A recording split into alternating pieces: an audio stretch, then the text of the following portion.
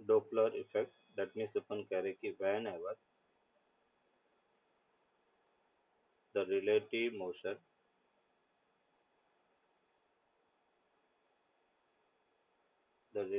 motion will occur between source and observer, source and the observer, then the observed frequency will be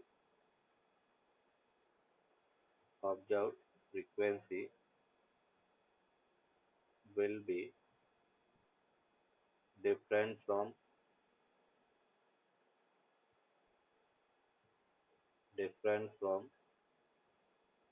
the actual frequency.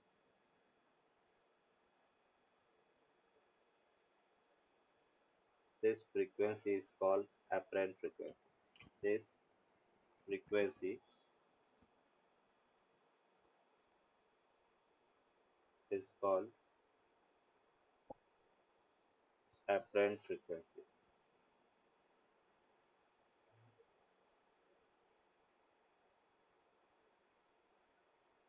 Apparent frequency. अभी देखो इसमें क्या क्या condition हो सकती है।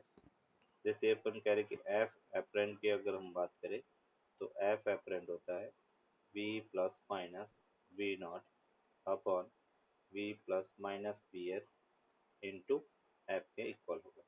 ये अपन कह रहे कि apparent frequency। यहाँ पे अपन कह रहे कि v जो है वो साउंड स्पीड है, v sound speed, v not जो है वो अपन कह रहे ऑब्जर्वर स्पीड है, ऑब्जर्वर स्पीड है, वी एस है दैट इज सोर्स स्पीड है,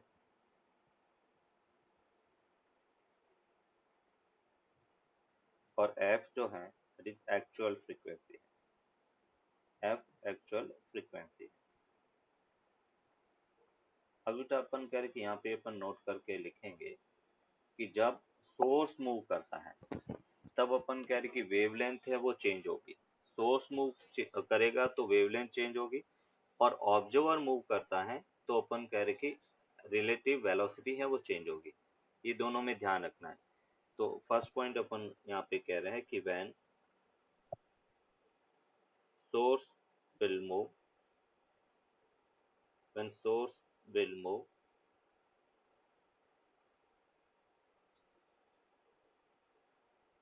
the wavelength will change, the wavelength will change। जब सोर्स मूव करता है तो वेवलेंथ है वो चेंज होगी, wavelength will change. And that means हम ये कह सकते हैं कि lambda apparent equals to we minus we S plus minus V S into अपन कह रहे कि लैम्डा है वो वी बाई टी होता है, तो उसको अपन टाइम पीरियड और उसको फ्रीक्वेंसी वन अपॉन एफ भी कह सकते हैं।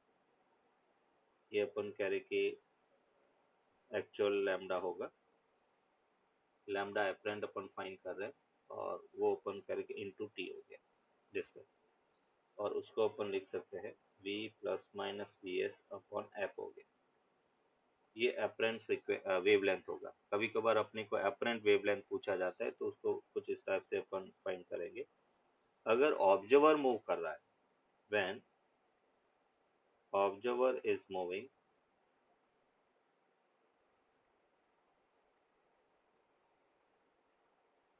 then relative velocity will change, relative velocity will change।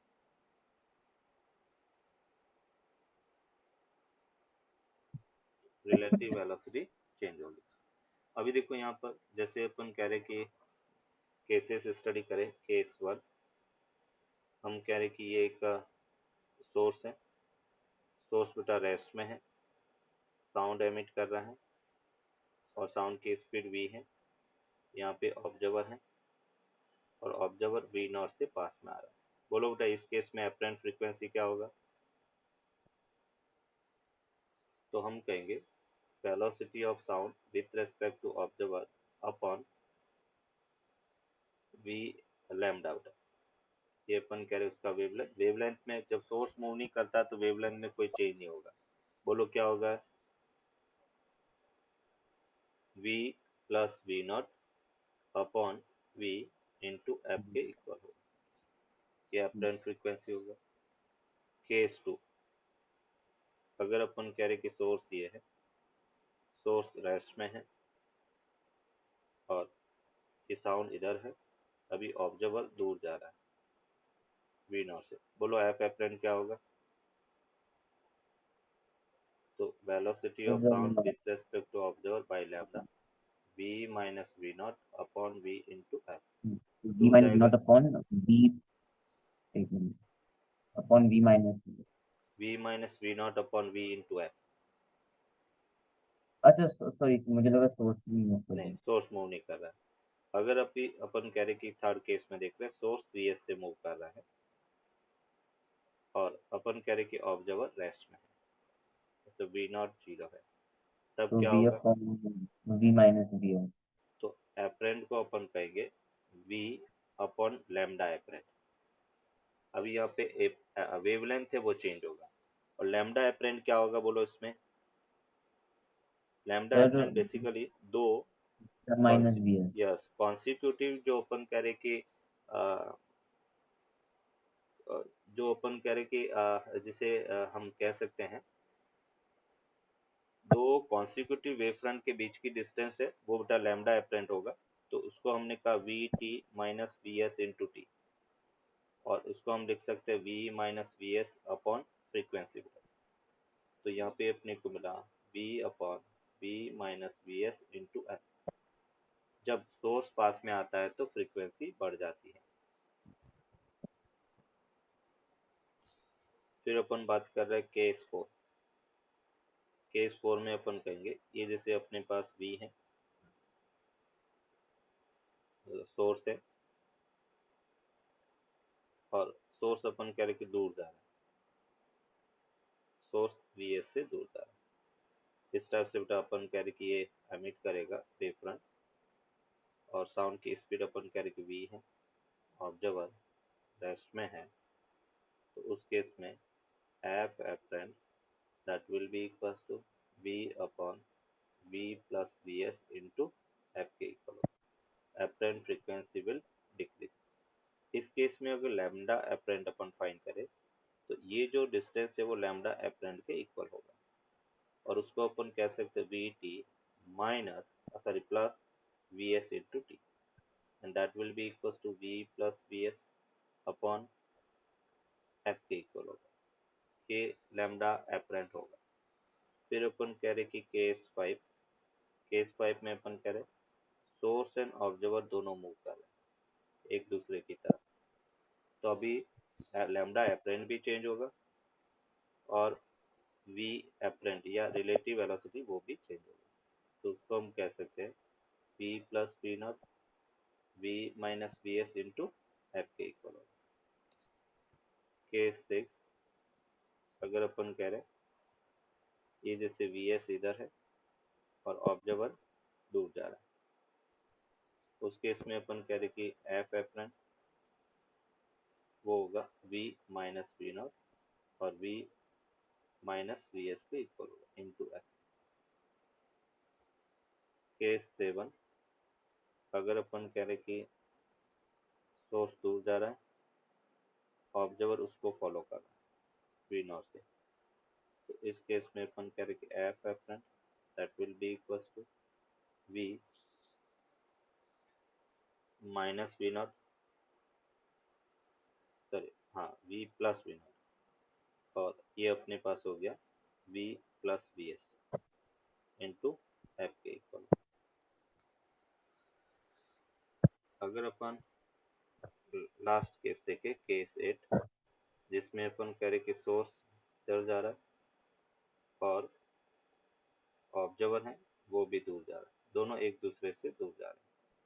तो उस केस में अपन कह रहे कि f apparent that will be equals to we minus v naught upon v plus V S into f के इक्वल होगा। ये अभी अपन कह रहे कि सभी केसेस है।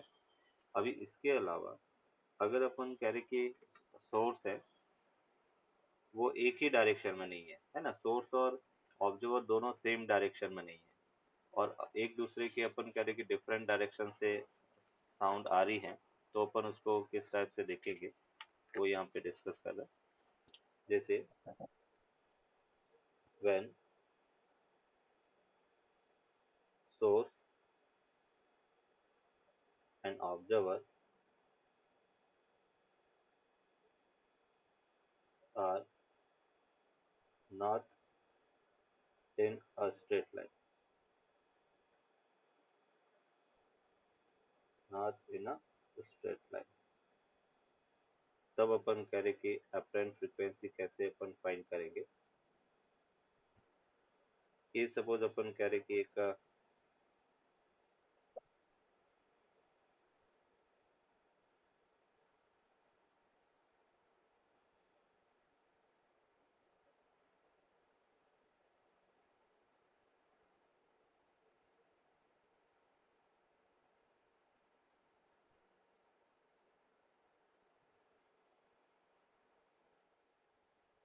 ये बेटा अपन कह रहे कि सोर्स है, सोर्स इधर वी एस से आ रहा है, ऑब्जर्वर इस डायरेक्शन में वी नॉट से आ रहा है,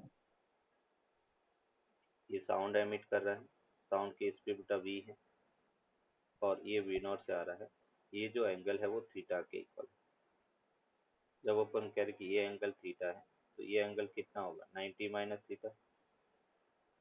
अभी अपन कह रहे कि जब साउंड वी स्पीड से प्रोपागेट हो रहा है, सोर्स की स्पीड वी एस है, ऑब्जर्वर की स्पीड वी नॉट है, तो उस केस में एफ एपरेंट अपने को फाइंड करना है।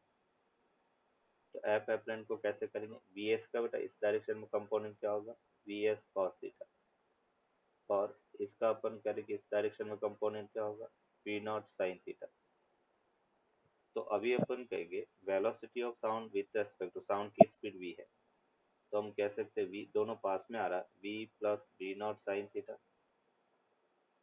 ये रिलेटिव स्पीड हो गया साउंड की, और डिनोमिनेटर में अपन लिखेंगे पास में आ रहा तो V minus we S cos theta into अपन कह रहे कि फ्रीक्वेंसी एफ के इक्वल होगा। ये एफ एपरेंट का रिजल्ट है। F apparent equals to we plus we naught sine theta upon we minus we S cos theta के इक्वल होगा।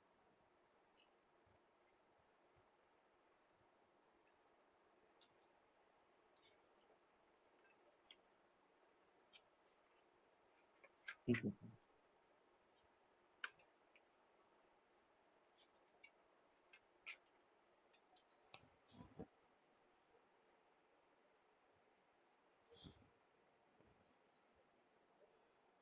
और जो सोर्स है वो अपन कहते सॉरी ऑब्जर्वर है जो वी नॉट स्पीड से मूव कर रहा है इस सर्कुलर टाइप का।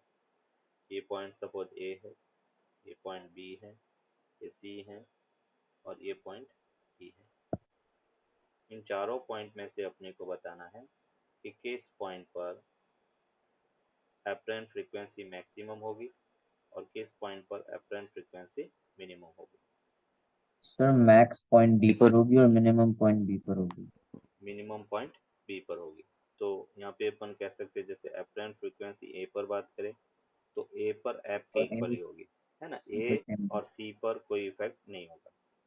अगर होगी। बी की बात करें तो यहाँ से अपन कह रहे कि सोर्स दूर जा रहा है, v minus v naught upon v into f के इक्वल होगा। सी पॉइंट पर भी फ्रीक्वेंसी सेम होगा और डी पॉइंट पर फ्रीक्वेंसी होगा पास में आ रहा तो बढ़ेगा v plus we naught upon v into f. तो मैक्सिमम कहाँ पे हुआ डी पॉइंट, ये मैक्सिमम एपरेंट फ्रीक्वेंसी होगा। मिनिमम कहाँ पे होगा बेटा बी पर, तो ये मिनिमम एपरेंट फ्रीक्वेंसी होगी।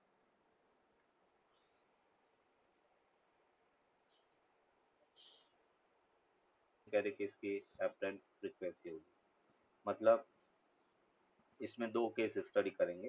फर्स्ट अपने का कि वॉल एज एन ऑब्जर्वर है, तो उस केस में एपरेंट फ्रीक्वेंसी एफ एपरेंट है v upon we minus V S into f हो गया। अभी ड्राइवर एज एन ऑब्जर्वर है और जो रिफ्लेक्टेड साउंड, जो साउंड रिफ्लेक्ट हो रही है वही ड्राइवर तक पहुंचेगी।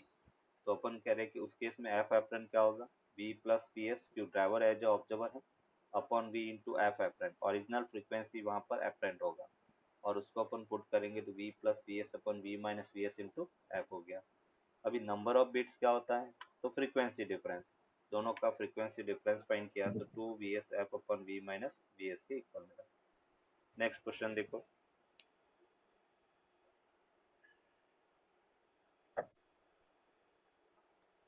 ये जैसे अपन करें कि एक रेलवे ट्रैक है और यहाँ पे प्लेटफॉर्म पर एक पर्सन है, एक पर्सन रेलवे प्लेटफॉर्म पे खड़ा है, एक ट्रेन है वो अपन कह रहे आ रही है, और फिर अपन कह रहे कि इससे दूर जा रही है। ट्रेन अपन कह रहे कि उसकी स्पीड सोर्स की वी एस है, साउंड की स्पीड वी है, और ये अपन कह रहे कि वी एस से दूर जा रही है। तो अपने को पूछा गया है कि find the change in frequency,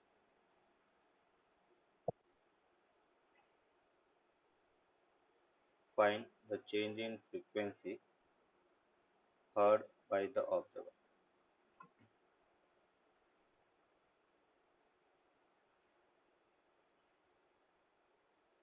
ये अपन करें कि एफ एपरेंट है, change in frequency heard by the observer ये अपने को पता करना, डेल्टा एफ एपरेंट फाइंड करना, चेंज इन फ्रीक्वेंसी। तो हम ये कह सकते तो हैं, what the 2f vsv upon v squared minus vs है। Yes, f apparent one minus f apparent two, that will be equal to v f, इसको अपने लिखा v plus we s minus v plus V S upon v square minus we s का square होगा, v से v cancel out हो गया, finally we will get two v v s f upon v square minus we s square के equal होगा। ये change in frequency.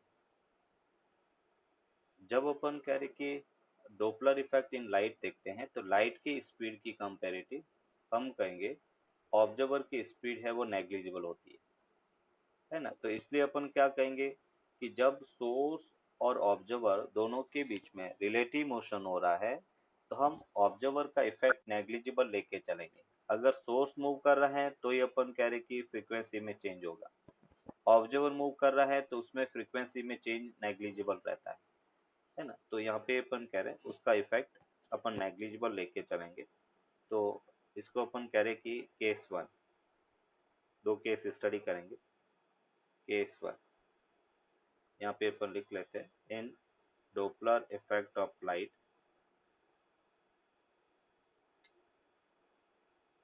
Doppler effect of light,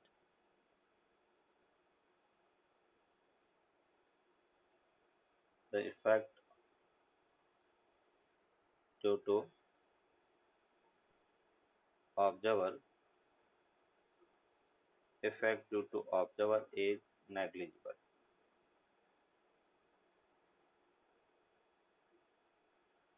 तो जैसे अपन कह रहे कि दो ही इफेक्ट हैं, ये जैसे एक का सोर्स है, ये बेटा सी स्पीड से लाइट जा रही है, वी एस से वो मोशन कर रहा है, और ये ऑब्जर्वर रेस्ट में है, मोशन में है, तो भी अपन कह रहे कि इसका इफेक्ट नेग्लिजिबल होगा।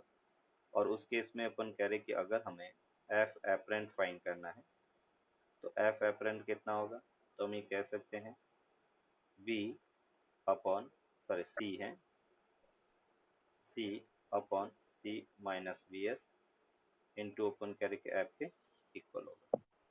ये एपरेंट है। अगर अपने को चेंज इन फ्रीक्वेंसी पूछा जाए या लैम्डा एपरेंट पूछा जाए, क्योंकि सोर्स मूव कर रहे हैं तो वेवलेंथ चेंज होगा, और वो होगा C minus V S into अपन करे टी, और हम लिख सकते हैं C minus V S upon F के इक्वल होगा। और हम यहाँ पर कह सकते हैं कि सी बाई एफ, कि जैसे अपने सी बाई एफ को कॉमन ले लिया, one minus V S upon C हो गया। और सी बाई एफ क्या होता है, लैम्डा होता है बेटा, तो lambda apparent equals to lambda 1 minus V S अपन सी के इक्वल होगा। अभी देखो एपरेंट वेवलेंथ है वो क्या हो रही है, डिक्रीज हो रही है, तो हम ये कह सकते हैं कि लैम्डा डेल्टा लैम्डा अगर फाइंड करना है तो लैम्डा माइनस लैम्डा एपरेंट, और वो अपने पास क्या होगा, lambda minus lambda apparent equals to lambda V S by C के इक्वल होगा। मतलब हम ये कह सकते हैं delta lambda upon lambda equals to V S by C के इक्वल होगा। ये बेटा अपन कह रहे कि वेवलेंथ शिफ्ट होगा, मतलब अपन उसको डेल्टा लैम्डा अगर लिखे तो v S by c into lambda कहेंगे। यहाँ पे बेटा अपन कह रहे कि जो वेवलेंथ है वो डिक्रीज हो रही है, और वेवलेंथ अगर मैं व्हाइट लाइट की बात करता हूँ तो ये बेटा वीपीआर होता है स्पेक्ट्रम। किसकी वेवलेंथ सबसे ज़्यादा होगी बेटा, तो रेड की वेवलेंथ ज़्यादा होती है ना। तो अभी अपन कह रहे कि यहाँ पर वेवलेंथ डिक्रीज हो रहा है, और वेवलेंथ डिक्रीज हो रहा है तो इसको अपन कहेंगे वॉयलेट शिफ्ट या ब्लू शिफ्ट कहेंगे। ब्लू शिफ्ट मतलब अपन कह रहे कि वेवलेंथ ब्लू की तरफ शिफ्ट हो रही है, तो इसलिए इसको ब्लू शिफ्ट या वॉयलेट शिफ्ट कहते हैं। अगर वेवलेंथ इंक्रीज हो रहा है तो वेवलेंथ इंक्रीज कब होगा, जब सोर्स दूर जाएगा। केस टू अपन कह रहे, केस टू में अपन कह रहे कि अगर सोर्स ऐसे दूर जा रहा है और लाइट एमिट कर रहा है सी से, ये अपन कह रहे कि ऑब्जर्वर है, तो उस केस में अगर लैम्डा एपरेंट की बात करें तो लैम्डा एपरेंट क्या होगा, C plus V S into अपन कह रहे कि टी, और उसको अपन एफ लिख सकते हैं, और ये अपने को मिला C by F 1 plus V S अपन सी। मतलब हम ये कह सकते हैं कि lambda apparent minus lambda equals to lambda V S by C हो गया। मतलब delta lambda upon lambda equals to V S by C. और अगर अपने को वेवलेंथ शिफ्ट फाइंड करना है, इससे रिलेटेड बेटा कई बार क्वेश्चन आ चुके हैं, और इसको अपन कहेंगे रेड शिफ्ट। जब वेवलेंथ इंक्रीज हो रही है इसका मतलब रेड शिफ्ट है, रेड की तरफ वेवलेंथ जाएगी। और अगर अपन कह रहे वेवलेंथ डिक्रीज हो रही है तो उसको अपन कहेंगे वॉयलेट शिफ्ट या ब्लू शिफ्ट।